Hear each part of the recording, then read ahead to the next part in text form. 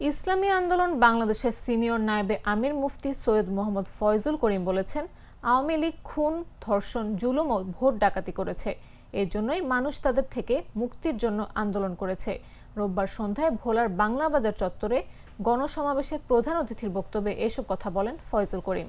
তিনি বলেন, যারা ক্ষমতায় যাওয়ার জন্য ভারতের সঙ্গে সন্ধি করবে, চুক্তি করবে, দেশের জনগণ তাদের প্রত্যাখ্যান করবে।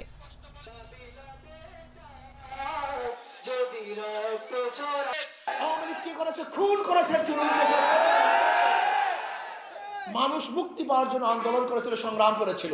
ক্ষমতা যাওয়ার জন্য ভারতের সাথে সন্ধি করবে, চুক্তি করবে, বাংলাদেশের জনগণ তাদেরকে প্রত্যাখ্যান করবে ইনশাআল্লাহ। অবৈধ সম্পত্তির মালিক যাদের হাতের মধ্যে খুনের রক্ত আছে, যে দলের মধ্যে দুর্নীতিবাজ আছে, ওই দলকে আমরা আগামীতে ভোট দেব না, ওদের দল করব না, ওদের সাপোর্ট করব না, ওদেরকে বাংলাদেশ থেকে উৎখাত করে ইনশাআল্লাহ।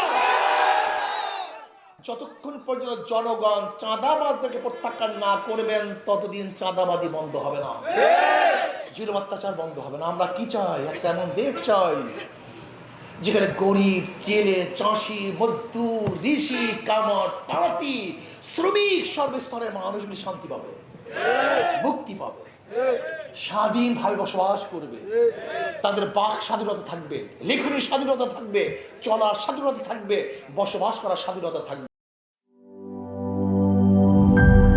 নাটা জেলি আর পানীয়র এক অসম কম্বিনেশন ড্রিঙ্কো। চিল থাকতে চান? ড্রিঙ্কো চাবান।